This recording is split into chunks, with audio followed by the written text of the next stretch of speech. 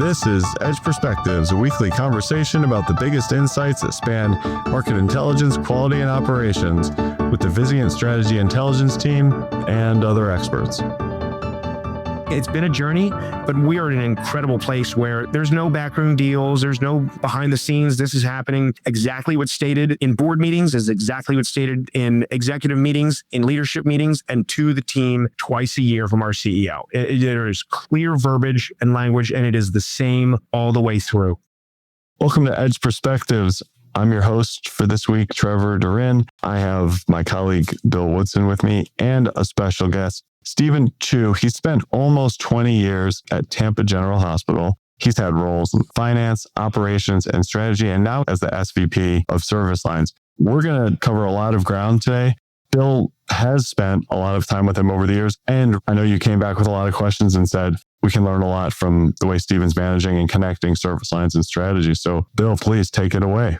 Thanks, Trevor. Welcome, Stephen. You're very brave for showing up at this. We just completed our annual executive summit, and there were lots of sessions about service line strategy, service line operations. So this is very timely. Before we get started, I wondered if you would just introduce us to Tampa General and your academic relationship and an overview of the organization, the market, and what you do. Tampa General Hospital is a 1,000-bed academic medical center in downtown Tampa, specifically on Davis Islands, which provides some beautiful views. We have had an incredible relationship with USF Morsani College of Medicine for decades here, and we've invested in that relationship being the only academic medical center in the region. We've doubled down on that academic difference, knowing that the tertiary, quaternary, rare, and complex work that happens at AMCs is a true differentiator. Unlike other more populated cities like New York or Boston, Philadelphia, we're serving as the only academic medical center has helped us continue to drive that academic work here at our main campus on the island. From a systems perspective, we have grown rapidly, especially over the last 7 to 8 years. And we have great relationships with a lot of the community providers in all of those areas. We're upfront about that. When we have a patient that is needing rare and complex work, our goal is to bring them to the AMC, help get them the care that they need, and then get them back into their community and have that follow-up and secondary care there. It's better for the patient, better for the community. It's helped us build trust as well with those providers in those areas. Let me brag about you for a moment. 2 things. I believe you're the largest transplant program in the United States. That may be not well known to our audience. And then more of a fun fact, you guys have something called an aqua fence. So in the case of a hurricane, which are known to hit Florida, this magical fence comes up out of the ground and surrounds the hospital. Is that right? So you're close on both. We were number 2 in transplant by volume. As it relates to the aqua fence, it's gotten a lot of press, especially from a couple of years ago with Hurricanes Helene and Milton.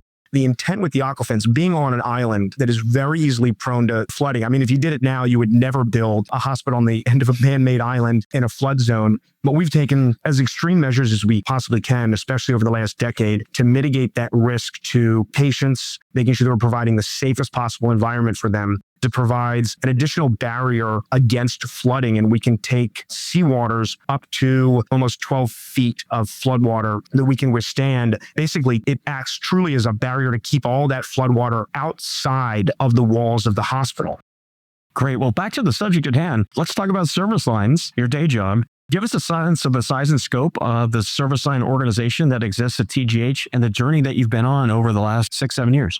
So we started with 7 service lines. Around our key focuses, it was transplant, neurosciences, orthopedics, imaging, parathyroid and thyroid, which is a long story, and a couple of others. The focus when those were initiated was around physician business development, creating a strategy within those specific service lines, physician integration, and growth. That was the target of them. They were seen as our mechanism to be able to drive strategies within neurosciences or transplant or orthopedics. Being part of that first team and seeing where we were and how we've evolved and continue to evolve has made it an awesome part of not just personal career development, but watching the impact we've had within the health system, within the community, and how we've grown and being driven from our service line work. Starting with 7 service lines, that grew to 13, then 15, then 19, then 22. Right now, we have 30 service lines, institutes, and programs.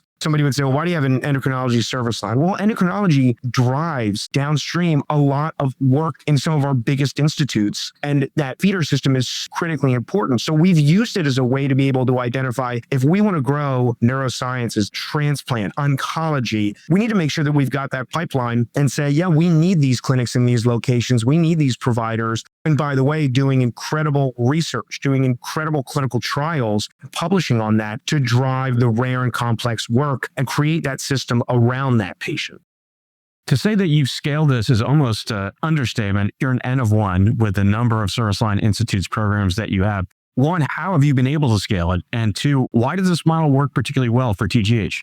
I think the scaling has happened from the combination we have of our administrators, whether they're administrators or vice presidents, and the chiefs and chairs that we have that have seen this success. And it's almost as if growing from like 7 to 13, and then that came from us having a solid foundation around developing our business plans for specific programmatic targets. We knew, and using partners, we all see the same forecasting models. We know that orthopedics is moving in the outpatient setting and inpatient is stagnant, probably going down. Some subspecialties within neurosciences. There's inpatient growth, but there's also big outpatient growth. It was utilizing tools from multiple partners to say, where do we want to focus and start to invest now to where we want to be in 3 years? There's an expectation that we execute and that we drive the results that we say that we're going to. We know our global system goals as it relates to readmissions or discharges, but we don't use a cookie cutter approach for how we're going to do that. So each service line is given, I wouldn't say full autonomy, but enough autonomy to say, this works in my area. I'm going to put a business plan here. What works there in oncology might not work in urology. But we all know that end goal and we're all driving towards that. That has been a differentiator for us, that we just don't say this is exactly how you do it and you got to do it like this. We allow local innovation within the service lines. And the last piece that I'll put on it around accountability, our business plans that we do include what are you going to do, how much is it going to cost, and what are we going to get? That's the most simple form. That's the documents that we use. But we also have a look back process. And this is real and has been, since Service Line's inception, a critical piece of what we do.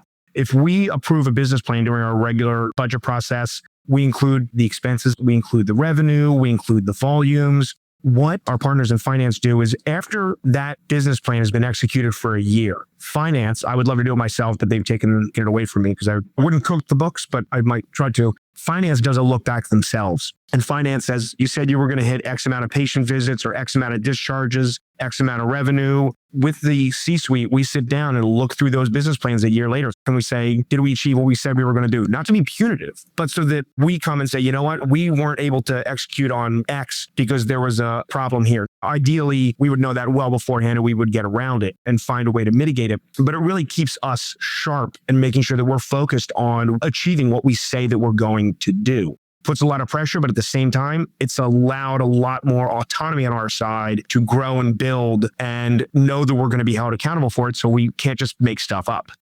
Part of how you run this occurs at an annual Institute Summit. And I've been at several of these. They have matured through the years. I wonder if you could describe that event, how it plays a role in the rhythm, the planning cycle, the operational cycle of the model that you're describing. Bill, I'm glad you've been able to see that evolution as well. And that's a key theme. Each year, getting better, leveling up. The Institute Summit's our opportunity to bring together all chiefs of the service lines, all the administrators of the service lines, all the leaders, the senior leaders within the institution, including our private practice providers, including USF leaders, all the way from the dean of the College of Medicine on down and his entire administrative team. And that event allows us to showcase the integration that we're doing across service lines. It allows us to educate on best practices and outcomes that we've seen in some service lines so that we can federate that across the system. But it allows that cross-pollination and discussion and collaboration to happen almost at a mini conference setting for TGH, USF, and our private practice partners. The first one of those that we did was actually at the Florida Aquarium, and there were 35 people.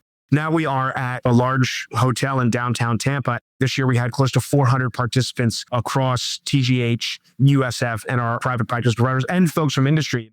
It's a hard charge. I think you're almost underplaying. The energy is incredible. You had outside speakers this year. You had someone speak to leadership about stoicism, which is a new one for me. I really enjoyed it. You also invited your partners. We were one of them, but you had a leader there from Mass General Brigham. You had someone there from Palantir. The horsepower is pretty extraordinary. It gets the organization rallied around what's going to happen in the next year, 2 years, 3 years. And this year you had a poster session as well, which gives the service lines, the institutes, a chance to brag about themselves and their accomplishments. It's a full-on conference. It's one in the country. I'm thinking about, you've got 30 of these things. It's matrix. You've got operations. You got strategy. Then you got patients. Walk us through some of the complexities of this.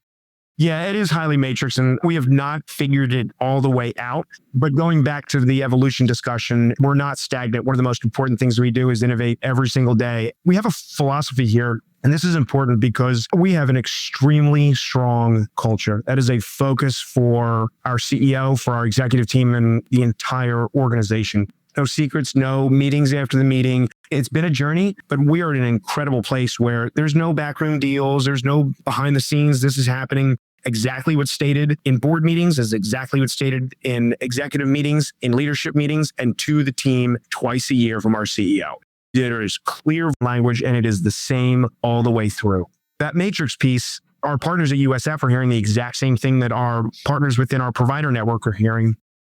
It's impressive because I know some of your data is updated in real time, which is unique among our members and something that Vizient is working on as well. My next question is, let's say something shows up on one of these dynamic scorecards that doesn't look particularly good. What happens? What's the response mechanism?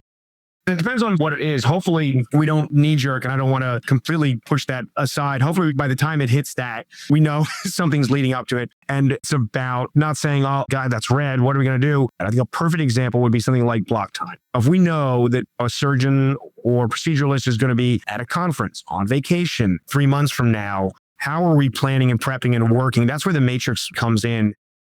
You alluded to it, Stephen, and describe, what is your team? Who's on it? What does a service line management team do?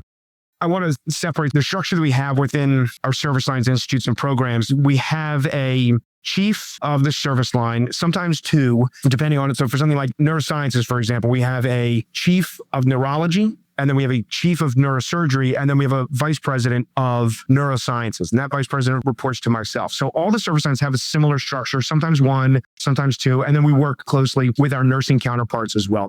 That is critical as it relates to the work that happens at the bedside with the patients and making sure that we're rounding that out to really focus on standardizing both the intake and then the output for things like communication, for things like data, for things that really touch all the service lines. How do we centralize that and bring that together so that it is consistent across the service lines? That's been critical. And I say that knowing that previously I'd said we allow for strategic improvisation. There's some things that we don't differentiate on. Nobody's going to redefine how we look at readmissions or define readmissions. Nobody's going to say, well, this is how I measure length of stay. I'm going to do it this way. That's all standardized. But when it comes to communication, when it comes to how we are reporting information and data and standardizing our strategic plans, that's all now within the management office. It has allowed us to not have an individual in each of the service lines that does it, but bring it together and make it cohesive and having a very similar feel and look when the service lines present. What's the biggest win about running the organization this way? Let's not call it ROI, but what differentiates you from other organizations because you're doing it this way? And then second, where does it go from here?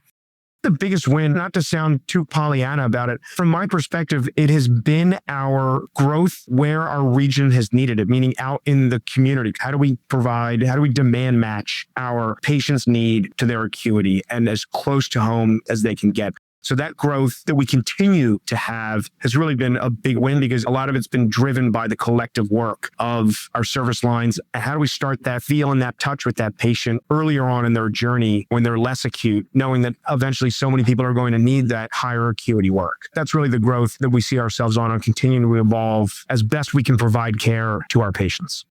If I could sum this up, what we didn't talk about is an org chart. What we did talk about is a means, something that serves as the foundation of the organization, your vehicle for growth, something that focuses on systems and processes and not people and politics, and something around the culture of innovation that is different about TGH and the University of South Florida. It's an amazing model, and I can't wait for our members to hear this podcast. This has been awesome and happy to do it anytime you guys need. Thanks, Stephen. Great story. Thanks for listening to this episode of Edge Perspectives, a podcast from Vizient. If you have questions or ideas for future episodes, please reach out to us using the email address in the show notes.